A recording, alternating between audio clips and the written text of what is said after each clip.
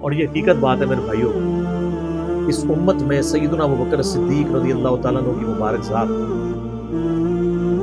نبی صلی اللہ علیہ وآلہ وسلم کے ساتھ اور اللہ کے ساتھ کمٹمنٹ کی ایک اعلیٰ ترین مثال ہے۔ صحیح بخاری میں حدیث ہے، نبی صلی اللہ علیہ وآلہ وسلم نے فرمایا، مجھ پہ مال اور وقت کے اعتبار سے تمام مخلوق میں سب سے زیادہ احسان ابوبکر کے۔ دو ہی چیزیں ہو سکتی ہیں نا، یا آپ کسی کو اپنا مال دے سکتے ہیں یا وقت۔ وقت زندگی، آپ بھی وقت دے کے یہاں بیٹھے ہوئے، یا مال خرچ کریں گے یا وقت۔ ایون جو مال بھی آپ خرچ کر رہے ہیں وہ بھی وقت ہی ہوتا ہے، کیونکہ وقت لگا کے آپ نے مال کمایا ہوتا ہے۔ نبی علیہ السلام نے فرمایا کہ اپنے وقت اور مال کے اعتبار سے سب لوگوں سے بڑھ کے مجھ پہ احسان ابوبکر کا ہے۔ اور اگر اس کے ساتھ ہی الفاظ ہے بخاری مسلم میں، حدیث بخاری مسلم دونوں میں، اگر میں دنیا میں اپنا خلیل کسی کو بناتا تو ابوبکر کو بناتا، لیکن میں نے اپنا خلیل اپنے رب کو بنایا۔ سر توحید ہر جگہ اوپر ہے، ان صلاتی و نسکی و محیایا و مماتی للہ رب العالمین، بے شک میری نماز، میری قربانی، میرا جینا، میرا مرنا سب اللہ کے لیے۔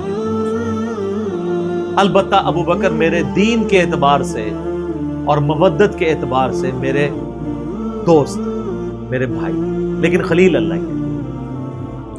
ایک استعمال کیا ہے نہیں، احسان یہ احسان ہی ہوگا نا، موسن ہی ہوگا نا، احسان بلا۔ ایک روایت ترمذی میں ہے، وہ ضعیف ہے، میں ساتھ بیان کر دوں۔ اس میں الفاظ ہے کہ میں نے دنیا میں ہر شخص کے احسان کا بدلہ اتار دیا سوائے ابوبکر کے۔ یہ روایت اصول محدثین پہ کمزور ہے، لیکن جو میں نے روایت بیان کی ہے نا وہ صحیح بخاری کی ہے، وہ اس میں آلموسٹ فٹ ہی نہیں بیٹھتی۔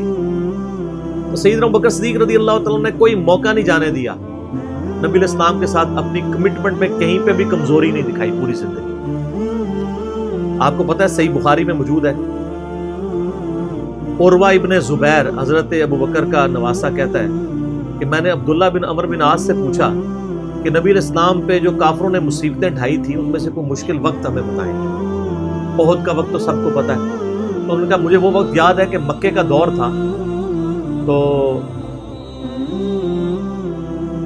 عقبہ ابن ابی معیط جس نے ایک دفعہ نبی علیہ السلام کے، صحیح بخاری مسلم میں آتا ہے کہ کندھے پہ اوجڑی لا کے اونٹ کی رکھ دی تھی، پھر سیدہ فاطمہ آئی انہوں نے ہٹائی، اس نے نبی علیہ السلام کے گردن میں ایک دفعہ چادر ڈالی، صحیح بخاری میں آتا ہے، اور اتنی زور سے کھینچی، گلا دبایا، قریب تھا کہ آپ کی مبارک آنکھیں باہر نکلا۔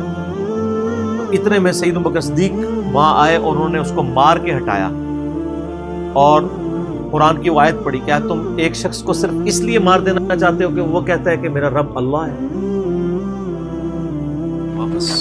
واپس چلے جاؤ، ہمیں آپ سے کوئی جھگڑا نہیں کرنا۔ کیا تم اس کو نقصان پہنچاؤ گے جو یہ کہتا ہے کہ میرا رب ایک ہے؟ اور جب ہاشم قبیلے والے یہ بات سنیں گے تو کیا ہوگا؟ اس کا انجام جانتے ہو، ہزاروں لوگ مارے جائیں گے۔ اور پھر اس کے بعد جو حضرت ابوبکر کی پٹائی ہوئی وہ الگ چیز ہے، لیکن وہ اس لیول کے اوپر اپنی جان نثار کرنے کے لیے تیار ہو جاتے ہیں۔ غزوہ احد کے موقع پر صحیح بخاری میں آتا ہے کہ 12 بندے صرف نبی صلی اللہ علیہ وسلم کے ساتھ رہ گئے تھے 700 میں سے، اور ان 12 میں حضرت ابوبکر بھی شامل تھے، حضرت علی بھی تھے، حضرت عمر بھی تھے۔ اس وقت بھی کمٹمنٹ آپ دیکھ لیں، پیچھے نہیں بالکل ہٹے۔ ہر موقع پہ جہاں پہ قربانی کا موقع آیا پوری کمٹمنٹ کے ساتھ نبی صلی اللہ علیہ وآلہ وسلم کا ساتھ۔ حضرت عمر بن عاص کہتے ہیں بخاری اور مسلم دونوں میں، نبی علیہ السلام نے مجھے ایک لشکر روانہ کیا تو اس لشکر کا امیر بنایا، تو مجھے یہ زوم ہوا کہ میں حضور کا بڑا لاڈلا ہوں، تو میں نے کہا یا رسول اللہ صلی اللہ علیہ وسلم آپ کو لوگوں میں سب سے بڑھ کے محبوب کون ہے؟ تو فرمایا عائشہ سلام اللہ علیہ۔ تو میں نے کہا نہیں یا رسول اللہ میں مردوں میں پوچھ رہا ہوں، تو کہا اس کا باپ ابوبکر۔ پوچھا اس کے بعد، کہا عمر، اور پھر کہتے ہیں میں حضور سے پوچھتا گیا، آپ نام لیتے کہ میرا نام کوئی نہیں لیا، پھر میں خاموش ہو گیا کہیں میں ان بندوں میں شامل ہی نہ ہوں۔ صحیح بخاری میں آتا ہے عبداللہ بن عمر رضی اللہ تعالیٰ عنہ کہتے ہیں کہ ہم نبی علیہ السلام کی موجودگی میں یہ کہا کرتے تھے کہ رسول اللہ صلی اللہ علیہ وآلہ وسلم کے بعد سب سے افضل ابوبکر ہیں، اور پھر عمر ہے، اور پھر عثمان ہے، اور اس کے بعد ہم صحابہ میں تفریق نہیں کیا کرتے تھے کہ کون کس سے اوپر ہے، ان تینوں کے اوپر۔ لیکن یہاں پہ میں ایک ٹیکنیکل مسئلہ آپ کو بتا دوں کہ جب کبھی بھی صحابہ میں فضیلت کی بات ہو رہی ہوتی ہے نا تو وہ ایکسکلوڈنگ اہل بیت ہوتا ہے، کیونکہ صحابہ کرام بھی اہل بیت کو ایک الگ سے آئیڈینٹی تصور کرتے تھے، اور محدثین بھی، ورنہ تو ظاہر ہے کہ صحیح بخاری میں ہے، مسلم میں بھی، کہ فاطمہ میرے جگر کا ٹکڑا ہے، جس نے فاطمہ کو تکلیف دی اس نے مجھے تکلیف دی۔ سیدنا ابو بکر بھی کبھی یہ جرت نہیں کریں گے کہ کہیں کہ میں رسول اللہ کو فاطمہ سے بڑھ کے محبوب ہوں، کبھی بھی نہیں یہ جرت کریں گے۔ اس کے الٹ آپ کو حدیثیں بخاری مسلم میں مل جائیں گی، وہ ٹاپک الگ ہے۔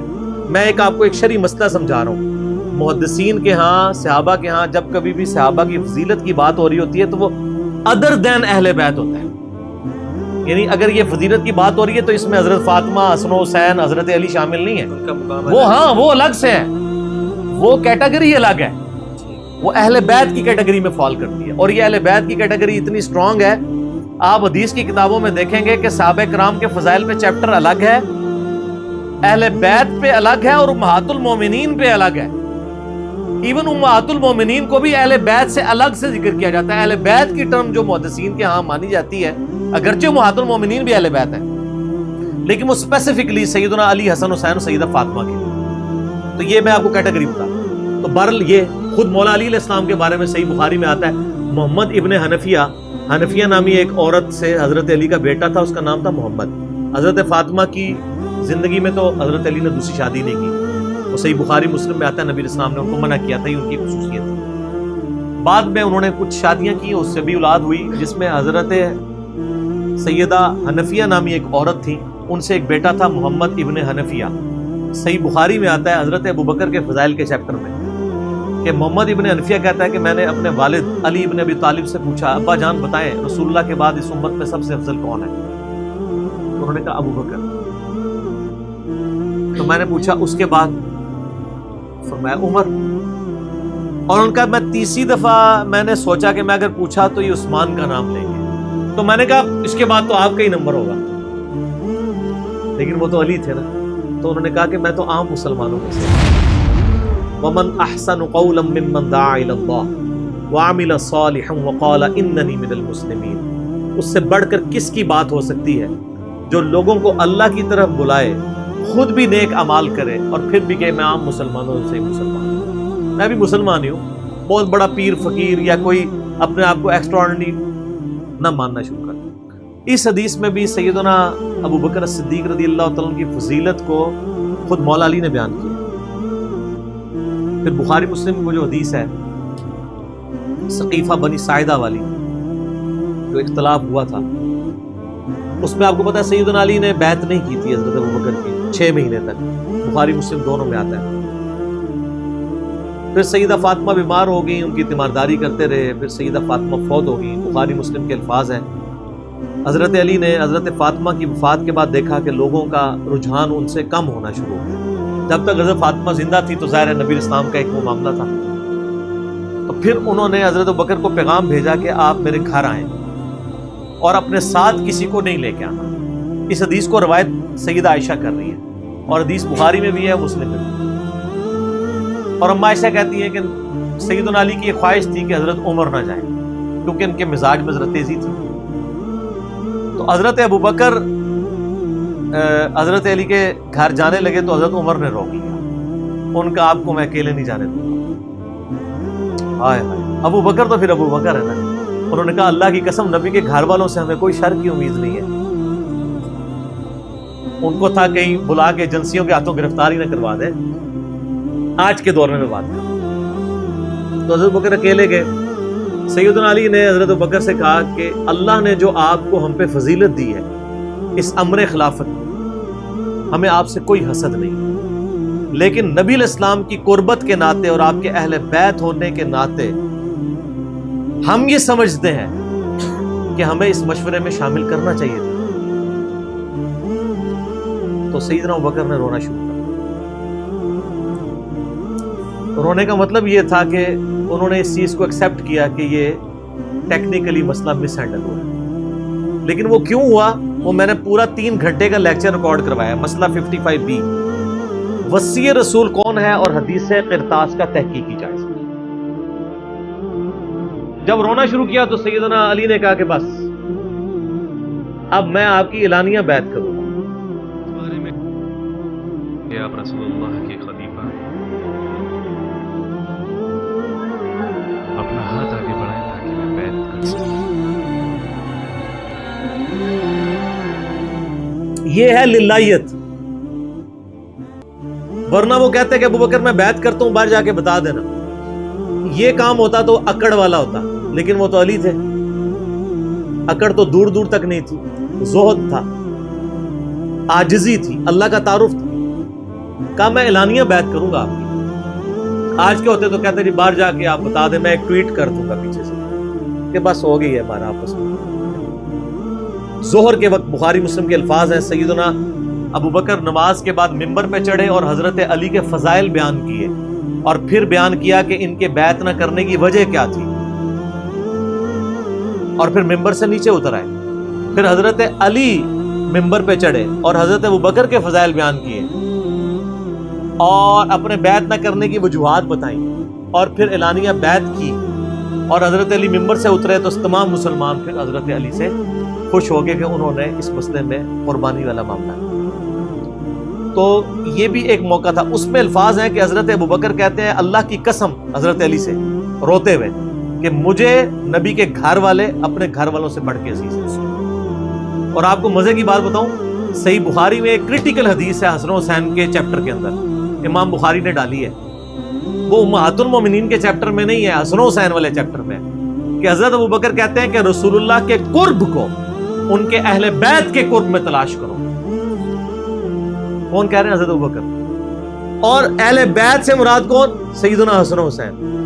کیونکہ امام بخاری نے اس حدیث کو، حضرت ابوبکر کے قول کو، حضرت حسن و حسین والے چیپٹر میں لیا کہ محمد صلی اللہ علیہ وآلہ وسلم کی قربت کو ان کے اہل بیت کی قربت میں تلاش کرو. تو سیدنا ابوبکر صدیق رضی اللہ تعالیٰ عنہ کو نبی علیہ السلام سے نسبت رکھنے والی ہر چیز بڑی بڑھ کر محبوب تھی، چاہے وہ آپ کے اہل بیت ہوں یا آپ صلی اللہ علیہ وآلہ وسلم کی قریبی کو رشتہ دار ہوں، ہر معاملے میں.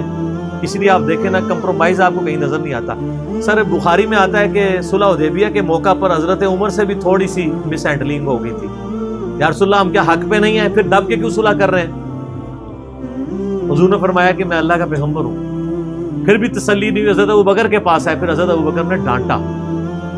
یا عمر، وہ اللہ کے رسول ہیں، وہ وہی کرتے ہیں جو اللہ حکم دیتا ہے، تو وہ جو کچھ کہیں اسے بلا شک مان لو. کہ عمر وہ اللہ کے پیغمبر ہے. اور حضرت عمر کہتے ہیں مجھے پوری زندگی اس چیز کا غم رہے گا کہ میں نے بڑی جرأت دکھائی. الٹیمیٹلی ثابت ہوا کہ صلح حدیبیہ والا جو معاملہ تھا وہ مسلمانوں کے حق میں شامل ہوا. لیکن حضرت ابوبکر کا آپ ایمان کا لیول دیکھیں کہ وہ سرکمسٹانسز پہ نہیں جاتے تھے. وہ کہتے تھے اللہ کے پیغمبر نے فیصلہ کیا، الٹیمیٹلی اسی میں خیر ہوگی. ان کا ایمان اس لیول کا تھا کہ وہ عقلی دلائل کو بعد میں رکھتے تھے.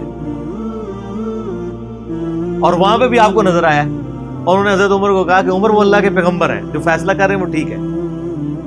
اسی لیے ہر مسئلے میں آپ کو احتیاط کا پہلو نظر آتا ہے. پھر بخاری میں آتا ہے جب مرتدین زکوٰۃ تھے، حضرت عمر جیسے لوگ بھی کہہ رہے تھے اتنے مازوں پہ آپ جنگ نہ کھولیں، پہلے کچھ قبائل مرتد ہو گئے ہیں، رومن امپائر چڑھی دوڑی ہے، پرشین امپائر کے ساتھ ہم نے سارے معاملات شروع کیے ہوئے ہیں، اتنے مازوں پہ ہم کیسے لڑیں گے؟ تو سیدنا ابوبکر نے کیا کہا تھا؟ اللہ کی قسم کو رسول اللہ کے زمانے میں جانور دیتا تھا اور اس کے ساتھ ایک رسی بھی دیتا تھا، اور اب نہیں دے گا نا، میں اس کے خلاف بھی قتال کروں گا، اکیلا مجھے کرنا پڑے. جس طرح نماز اللہ کا حق ہے، اسی طریقے سے زکوٰۃ بھی اللہ کا حق ہے.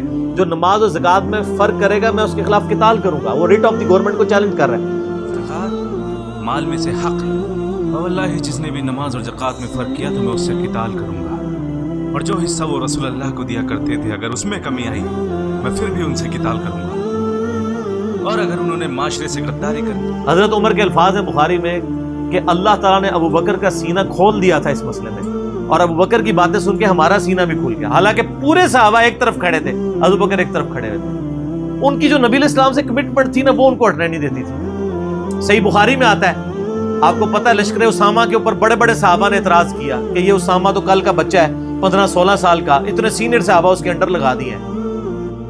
نبی علیہ السلام نے وفات کی وصیت کی تھی کہ لشکر اسامہ بھیجنا ہے، اور رومن امپائر، کیونکہ انہی کے باپ شہید ہوئے تھے نا، زید ابن حارثہ غزوہ موتا کے اندر. اب جب وفات نبی علیہ السلام کی وفات ہوئی تو پھر لوگوں کو آ کے لوگ مشورے دے رہے ہیں حضرت ابوبکر کو کہ اب تو آپ نے ڈیسیژن کرنا ہے تو اسامہ کو چینج کر دیں. ہائے ہائے. انہوں نے کہا میں اسامہ کو, جس کو نبی علیہ السلام نے امیر مقرر کیا, میں اس کو چینج کروں؟ یہ ہو بھی نہیں سکتا. یہ ان کی کمٹمنٹ کا لیول تھا. تراویح کی جماعت نہیں شروع کرائی, سر کمٹمنٹ کا لیول دیکھیں. نبی علیہ السلام نے نہیں کرائی, میں نے بھی نہیں کرانی. حضرت عمر نے بھی 3 سال نہیں کی, بعد میں کروائی, لیکن اس میں ساتھ ہی انہوں نے, صحیح بخاری میں موجود ہے کہ اس سے افضل یہ ہے کہ جو رات کے آخری پہر میں اٹھ کے کوئی گھر میں نماز پڑھ لے. یہ صرف جواز کی حد تک تھا. لیکن حضرت ابوبکر کی اطاعت کا لیول آپ دیکھیں, انہوں نے تراویح کی جماعت بھی نہیں شروع کروائی کہ نبی علیہ السلام نے نہیں کروائی, میں کیوں کرواؤں. بخاری میں الفاظ ہیں, اما عائشہ کہتی ہیں نبی علیہ السلام نے جب وہ ڈانٹ دیا تھا نا اور کہا تھا گھروں میں نماز پڑھو, تو معاملہ اسی طرح ہی رہا. پھر حضرت ابوبکر نے بھی پوری زندگی کسی کو تراویح پہ نہیں ابھارا, سب لوگ اپنی اپنی پڑھتے تھے. حضرت عمر کے بھی 3 سال گزرے. میں آپ کو یہ بتانا چاہ رہا ہوں کہ حضرت ابوبکر کسی معاملے میں رسول اللہ صلی اللہ علیہ وسلم کو کراس نہیں کرتے تھے. میری اپنی زندگی کا نچوڑ ہے, آپ اختلاف بھی کر سکتے ہیں. میں نے علمی دلائل کے ساتھ یہ چیز لرن کی ہے کہ خلفائے راشدین میں 2 بندے ایسے ہیں جنہوں نے کسی جگہ ایک رتی برابر بھی رسول اللہ صلی اللہ علیہ وسلم سے ہٹنے کی کوشش نہیں کی ہے. ایک حضرت ابوبکر اور دوسرے حضرت علی. حضرت عمر اور عثمان کی زندگی میں آپ کو کئی واقعات ایسے ملیں گے کہ انہوں نے اجتہاداً کچھ ایسے کام کیے ہیں جو بعد میں ان کو ریورس کرنے پڑے ہیں. انہوں نے اپنے اجتہاد سے کیے, ان کا معاملہ اللہ کے سپرد. لیکن حضرت ابوبکر اور حضرت علی جو تھے, یہ 2 پرسنالٹیز ایسی تھیں کہ ان میں جو سنت کو فالو کرنے کی کمٹمنٹ تھی نا, وہ ایسی تھی کہ وہ اپنی عقل کو دوسرے نمبر پہ رکھتے تھے. ابو داؤد میں حدیث نہیں, حضرت علی کہتے ہیں اگر عقل پہ ہی جانا ہوتا نا تو میں پاؤں کے نیچے کا مسا رکھتا موزوں پہ, کیونکہ وہ گندا تو وہ ہوتا ہے ایسا, لیکن سنت کہتی ہے اوپر, کہتا اوپر پہ. حجت متو ایون صحیح بخاری میں آتا ہے جب قرآن جمع کرنے کی باری آئی تو کس نے مخالفت کی؟ حضرت ابوبکر نے. میں وہ کام کیوں کروں جو رسول اللہ نے نہیں کیا. پھر صحابہ سے ڈیبیٹ ہوئی, الٹیمیٹلی حضرت ابوبکر صدیق قائل ہوئے. ان کا پہلا جواب ہمیشہ ہوتا تھا نا, نبی نے نہیں کیا, نہیں کرنا. اب میرے ساتھ بحث کرو, قائل ہوں گا اور دیکھوں گا کیا رسول اللہ کی منشا اس میں شامل تھی تو میں ایگری کروں گا, ادروائز نہیں. اسی وجہ سے حجت تمتع پہ بھی پابندی نہیں لگائی. حضرت عمر نے لگائی, بعد میں ریورس کرنی پڑی. حضرت عثمان نے بھی لگائی, پھر ریورس کرنی پڑی, صحیح بخاری میں آتا ہے. حضرت علی نے مخالفت کی. لیکن حضرت بکر کی زندگی میں آپ کو سنت کے ساتھ کمٹمنٹ کا یہ لیول ملے گا, کبھی ان کو کوئی ڈیسیژن ریورس نہیں کرنا پڑا. ان کی نبی علیہ السلام کے ساتھ جو عقیدت تھی نا, اور ہر معاملے میں, حتیٰ کہ صحیح بخاری اور مسلم میں آتا ہے. اور نبی علیہ السلام کا کیا ریگارڈ ہے, بخاری مسلم دونوں میں آتا ہے کہ نبی صلی اللہ علیہ وآلہ وسلم نے, یعنی بیماری کے دن تھے آپ کے, آپ نے فرمایا کہ ابو بکر کو میری جگہ نماز پڑھائے. تو حضرت عائشہ کہتی ہیں کہ میں نے کہا یا رسول اللہ صلی اللہ علیہ وسلم, میرے باپ جو ہیں رقیق القلب ہیں, آپ کی جگہ مصلی پہ کھڑے ہوں گے نا تو وہ برداشت نہیں کر سکیں گے کہ یہ دن بھی دیکھنا پڑا کہ اللہ کے نبی مصلی پہ نہیں آئے اور میں ان کی جگہ کھڑا ہوں, تو نماز نہیں پڑھا پائیں گے. تو آپ فرمایا لا, ابو بکر کو کہو کہ نماز پڑھائیں. پھر انہوں نے ریکویسٹ کی, نبی علیہ السلام اتنے غصے میں آئے. بخاری اور مسلم کے الفاظ ہیں, آپ نے فرمایا تم تو یوسف والیاں ہو. اوئے ہوئے ہوئے, یوسف کو کس نے تنگ کیا تھا؟ زلیخا اور باقی عورتوں نے. کتنی نٹوریس مثال تھی اگر آپ کمپیئر کرنا شروع کریں, بالکل 100% بٹھائیں تو. حضرت یوسف کو تنگ کیا نا, اپنی طرف مائل کرنا چاہتی تھی. یہاں پہ وہ والا نیگیٹو پہلو نہیں تھا, لیکن یہاں پہ نبی علیہ السلام نے اپنی بیویوں کو کیا کہا, تم بھی یوسف والیاں ہو. جس طرح ان عورتوں نے یوسف کو اپنی مرضی کے مطابق چلانے کی کوشش کی تھی, تو مجھے اپنی مرضی کے مطابق چلا رہی ہو. ابو بکر کو کہو کہ نماز پڑھائیں. اتنی کمٹمنٹ. پھر انہوں نے نماز پڑھائی.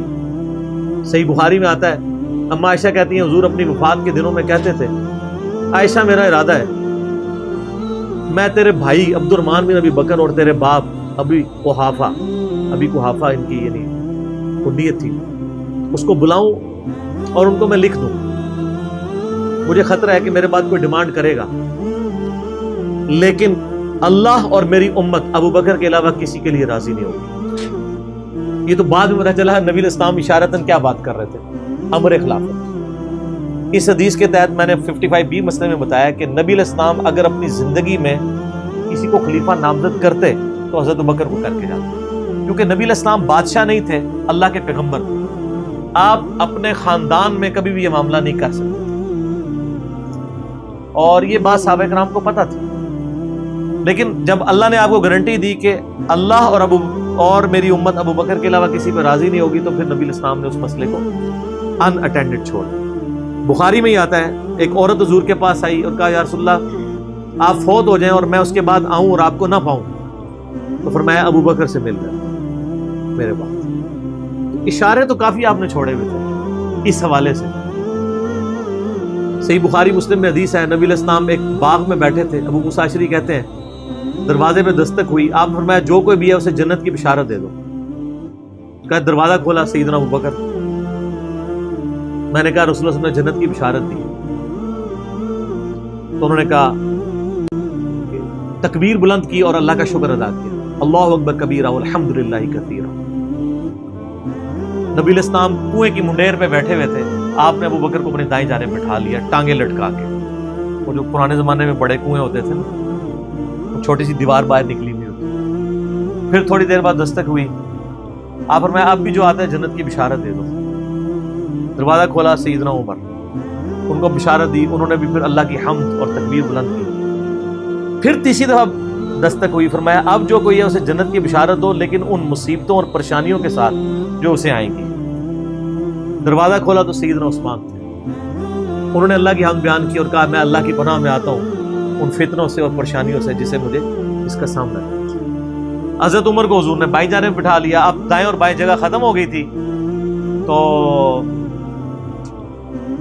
حضرت عثمان سامنے آ کے بیٹھ گئے۔ راوی کہتے ہیں کہ میں نے اس سے یہ رزلٹ نکالا ہے کہ ابو بکر و عمر رسول اللہ کے ساتھ دفن ہوں گے اور حضرت عثمان کی قبر رسول اللہ کے سامنے بنے گی۔ سر آج بھی میں حضرت عثمان غنی کی قبر مبارک پہ کئی دفعہ حاضر ہوں، ایگزیکٹ روضہ شریف کی سیدھ میں قدموں کی جانب، اور ابو بکر عمر ساتھ ہیں۔ قبر رسول پہ میری حاضری والا لیکچر بھی ہے، میں نے باقاعدہ اس میں نقشہ بتایا ہے کہ کس طریقے سے قبریں ہیں۔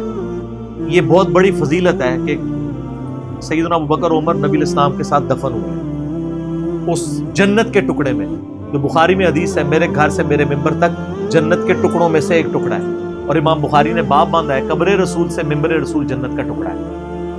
اسی جنت کے ٹکڑے میں سیدنا ابو بکر عمر کی قبر ہے نبی علیہ السلام کے ساتھ، اور الٹیمیٹلی سیدنا عیسیٰ ابن مریم کی قبر بھی وہاں پہ بنے گی۔ یہ قبریں اس طرح ہیں کہ نبی علیہ السلام کی قبر مبارک سب سے آگے ہے، یوں یعنی جب ہم حاضری دیتے ہیں تو قبلے کی رخ ہماری پیٹھ ہوتی ہے، تو روضہ شریف کی طرف ہمارا یعنی مبارک جالیوں کی طرف ہمارا رخ ہوتا ہے، تو سب سے آگے نبی علیہ السلام کی قبر ہے۔ نبی علیہ السلام کا جہاں پہ آپ سمجھ لیں سینے کا نچلا ناف والا حصہ بنتا ہے نا، وہاں حضرت ابو بکر کا سر ہے اور ان کی ٹانگیں اور آگے، یعنی ادبن ان کو تھوڑا پیچھے کر کے دفنایا گیا، یہاں سے بھی پیچھے اور ادھر سے بھی سیدھ میں نہیں، اور جہاں حضرت ابو بکر کی ناف آتی ہے وہاں حضرت عمر کا سر ہے، اور وہ اس کی ایسے یہاں ایک جگہ خالی ہے، وہ حضرت عیسیٰ ابن مریم کی قبر پڑنی ہے، المستدل علاقے میں بھی ہے، جامع ترمذی میں بھی اشارتاً موجود ہے۔ تو یہ قبریں ہیں، 7 دفن ہیں، اور جامع ترمذی میں حدیث ہے نبی علیہ السلام نے فرمایا اے ابو بکر تم میرے یار غار بھی ہو اور حوض کوثر پہ بھی میرے یار ہو، صحیح سند کے ساتھ۔ یار غار کا ذکر تو سورہ توبہ میں موجود ہے، ثانی اثنین، جب وہ دونوں غار میں تھے، اور جب نبی علیہ السلام قرآن کے الفاظ ابو بکر کو کہتے تھے کہ مت خوف کھاؤ ہمارا رب ہمارے ساتھ ہے۔ صحیح بخاری میں آتا ہے کہ حضرت بکر نے کہا یا رسول اللہ وسلم اگر کفار نے اپنے پاؤں کی جانب سے یوں دیکھ لیا تو ہم دونوں نظر آ جائیں گے، تو ان کا ابو بکر تمہیں غم کھانے کی ضرورت نہیں، تمہارا ان کے بارے میں کیا خیال ہے، ان دونوں کے بارے میں جن کے ساتھ تیسرا اللہ ہو، تو وہیں سے آپ دیکھ لیں۔ صحیح مسلم میں ایک حدیث ہے کہ نبی صلی اللہ علیہ وآلہ وسلم ایک دفعہ ہیرا پہاڑ کے اوپر چڑھے، آپ کے ساتھ سیدنا ابو بکر عمر عثمان اور علی اور طلحہ اور زبیر تھے۔ آپ نے فرمایا وہ جو پہاڑ تھا ہیرا پہاڑ وہ بھی وجد میں آ گیا ہوگا، ہلنا شروع کر دیا۔ آپ نے فرمایا تھم جا، تجھ پہ اس وقت نبی صدیق اور شہداء کے سوا کوئی نہیں ہے، یعنی نبی کون؟ خود نبی صلی اللہ علیہ وآلہ وسلم، صدیق کون؟ سیدنا ابو بکر صدیق، اور باقی سارے شہداء حضرت عثمان، حضرت علی، طلحہ اور زبیر سارے شہید ہوئے۔ اچھا یہ صدیق کا لقب بھی ثابت ہے، بخاری مسلم میں آپ کو ویسے تو سیدنا ابو بکر کے نام کے ساتھ صدیق ملے گا، یہ لقب پڑا کہاں سے تھا؟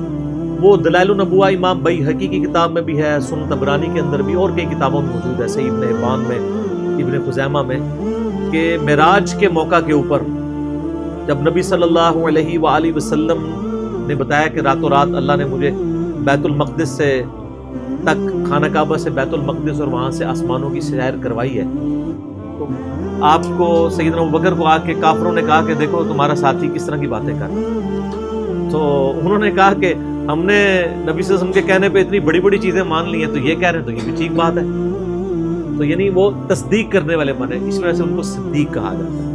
ویسے تو قرآن حکیم میں انبیاء کے بعد جو درجہ آیا ہے من النبیین والصدیقین والشہداء والصالحین، وہ بھی الگ سے ہے اس حوالے سے۔ ابو بکر کا مطلب یہ ہر کام میں پہل کرنے والا، اور جامع ترمذی میں حدیث ہے نبی علیہ السلام نے فرمایا ابو بکر عتیق ہے، آگ سے آزاد کیا گیا۔ پھر جو اشرم وشرم والی 10 صحابہ کو ایک مجلس میں جنت کی بشارت ہے، اس میں پہلے نمبر پہ ابو بکر فی الجنہ، عمر فی الجنہ، عثمان فی الجنہ، علی فی الجنہ، طلحہ فی الجنہ، زبیر فی الجنہ، عبد الرحمن بن عوف فی الجنہ، ابو عبیدہ ابن جرح فی الجنہ، سعید ابن زید فی الجنہ، سعد ابن ابی وقاص فی الجنہ۔ یہ 10 کے 10 صحابہ کو ایک مجلس میں جنت کی بشارت ملی۔ سیدنا ابوبکر کی نبی علیہ السلام کے ساتھ کمٹمنٹ کا آپ لیول دیکھیں کہ مزاج آپ کو پتہ بڑا نرم تھا، لیکن جہاں نبی علیہ السلام کا معاملہ آتا تھا تو آپ سے زیادہ مضبوط شخص کوئی نہیں۔ مضبوطی کا تعلق جسم کے مضبوط ہونے سے نہیں ہوتا، ایمان کے مضبوط ہونے سے۔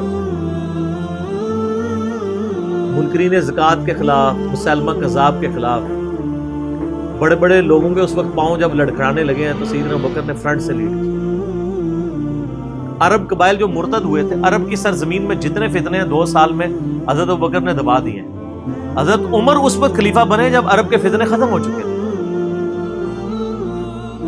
بلکہ اپنے دور میں ہی سیدنا ابوبکر نے رومن اور پرشین امپائر کی طرف بھی تو سر عمر سیریز دیکھ لو نا، پھر سب کو پتہ چل جائے گا، بھیج دیے تھے کام، سٹیبل کیا عرب کی سرزمین۔ جنگ یمامہ ہوئی مسلمہ کذاب کے خلاف سیدنا ابوبکر کے دور میں، ان کے پاؤں کہیں لڑکھڑائے نہیں۔ صدیق رضی اللہ تعالیٰ عنہ کی کمٹمنٹ نبی علیہ السلام کے ساتھ، اور پھر آپ دیکھیں کہ صحابہ میں سب سے زیادہ مضبوط اعصاب کا مالک حضرت ابوبکر تھے۔ صحیح بخاری میں آتا ہے جب نبی علیہ السلام کی وفات ہوئی تو حضرت عمر نے تلوار نکال لی کہ میں اس کی گردن کاٹ دوں گا جو کہے گا کہ نبی علیہ السلام فوت ہو گئے۔ اللہ تمہاری زبانیں کاٹ دے گا جس نے بھی یہ کہا کہ رسول اللہ صلی اللہ علیہ وسلم نہیں رہے۔ نہ، ان کا یہ عقیدہ تھا کہ جس طرح موسیٰ علیہ السلام 40 دن کے لیے کوہ طور پہ گئے، نبی علیہ السلام بھی ڈورمنٹ پوزیشن میں چلے گئے، واپس آ جائیں گے، کیونکہ انہوں نے نبی علیہ السلام سے سنا تھا کہ رومن اور پرشین امپائر گرے گی، تو وہ یہ فورس ہی کرتے تھے ابھی تو کیسرو کسرا کی جنگیں ہم نے لڑی نہیں ہیں، تو حضور اس سے پہلے کیسے دنیا سے جا سکتے ہیں؟ لیکن اللہ نے تو آپ کو پروفٹ بنوانا تھا نا، کہ آپ کے جانے کے بعد فتوحات کروانی تھی، تاکہ پتہ چلے کہ پیچھے اللہ کھڑا ہے۔ اپنی زندگی میں تو بڑے بڑے بادشاہوں نے فتوحات کی ہیں، نبی علیہ السلام کی تو دعوت کا کلائمیکس حضرت ابوبکر اور پھر حضرت عمر عثمان علی کے دور میں جا کے ہوا ہے، جبکہ عرب قبائل بھی مرتد ہو گئے ہیں، تب بھی اللہ کے پیچھے سپورٹ تھی۔ والذی ارسل رسولہ بالہدی ودین الحق لیظہرہ علی الدین کلہ ولو کرہ المشرکون، اللہ نے اس کو دین کو غالب کرنا تھا۔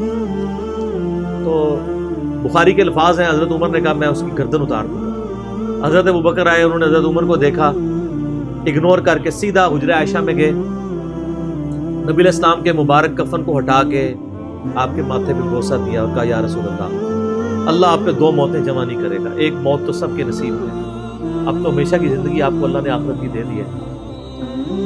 اور پھر باہر نکلے، حضرت عمر کو کہا کہ عمر بیٹھ جاؤ، حضرت عمر نے بات نہیں سنی، تو حضرت بکر ممبر کی طرف چڑھے، ممبر پہ چڑھے اور لوگوں سے کہا کہ عمر کو اس کے حال پہ چھوڑ دو۔ حدیث کے الفاظ ہیں کہ لوگ حضرت بکر کا ریگارڈ باقی اصحاب سے زیادہ کرتے تھے، حضرت عمر کو تنہا چھوڑ کے لوگ حضرت ابوبکر کی طرف متوجہ ہو گئے۔ پہلے وہ جو سارا میلہ ان کے گرد لگا تھا شفٹ ہو گیا، تو انہوں نے حمد و صلات کے بعد انہوں نے کہا اما بعد فمن كان يعبد محمدا فإن محمد قد مات۔ فوق عباده أما بعد فإنه من كان يعبد محمد إن محمدا قد مات. سر کلیجے پہ کتنا بڑا پتھر رکھا ہوگا حضرت ابو بکر بھائی جملہ بولتے ہوئے کہ جو محمد کی عبادت کرتا تھا وہ جان لے کے محمد کو موت ہوگی. ومن کان یعبد اللہ، اور جو اللہ کی عبادت کرتا ہے وہ جان لے ان اللہ حی لا یموت، اللہ زندہ ہے، اللہ کو کبھی موت نہیں. أنا يعبد الله الله حي فإن الله حي. کیا توحید کی تعلیمات ہیں. حضور کی میت کے اوپر حضور کے فضائل نہیں بیان ہو رہے، توحید بیان ہو رہی ہے. Point to be noted. کیوں؟ سر پہلے نہیں انسانیت نے رسک لیا. دنیا کا سب سے بڑا شرک ایک پیغمبر کے نام پہ تو کھڑا ہوا ہے، عیسیٰ ابن مریم کے نام پہ. نبی علیہ السلام کو عیسیٰ ابن مریم نہیں اللہ نے بننے دیا. ایسے تربیت یافتہ وہ صحابہ جو کل تک آپ کے وضو کا پانی نیچے نہیں گرنے دے رہے تھے، آج وفات پہ کھڑے ہو کے فرضی خطبہ دے رہے ہیں. جو محمد کی عبادت کرتا تھا جان لو محمد کو موت آ گئی، جو اللہ کی عبادت کرتا تھا جان لو اللہ زندہ ہے. پھر آیت بھی پڑھی، صرف فرضی جملہ نہیں بولا. آپ تو کہہ رہے ہیں شرک ختم ہو گیا، حضرت ابو بکر جب شروع نہیں ہوا تھا اس وقت بھی کہہ رہے تھے کہ نبی علیہ السلام کو کسی نے خدا نہیں بنا. کیونکہ بخاری حدیث ہے، دیکھنا میری شان کو اس طرح بلند نہ کرنا جس طرح عیسیٰ ابن مریم کو لوگوں نے کیا. میں اللہ کا بندہ اور اس کا رسول ہوں، مجھے اللہ کا بندہ اور اس کا رسول ہی کہنا. سر وارفتگی، دیوانگی، عشق کی ساری کیفیت حضور کی وفات کے بعد بالکل چینج ہوگی. صحابہ ہونا تو چاہیے تھا جو وضو کا پانی نہیں گرنے دے رہے تھے جا کے قبر کی مٹی چاٹنا شروع کر دیتے. ایسا نہیں ہوا. وہ تعلیمات کی باؤنڈریز کو کراس نہیں کرتے. تو پھر انہوں نے آیت پڑھی سورہ آل عمران آیت نمبر 144 وما محمد الا رسول قد خلت من قبله الرسل افئن مات او قتل انقلبتم على اعقابكم.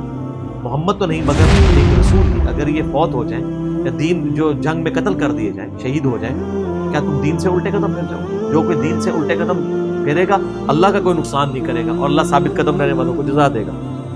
پھر سورہ الزمر کی آیت نمبر 30 پڑھی انک میت وانہم میتون. اے نبی تمہیں بھی مرنا ہے اور ان کو بھی موت آنی ہے تمہارے مخالفین. پھر تم اللہ کے حضور جھگڑو گے، اللہ تمہارا فیصلہ کرے گا. یہ سیدنا ابوبکر کی حضور کی وفات کے وقت استقامت. پھر جھگڑا کھڑا ہو گیا حضور کو دفنانا کدھر ہے.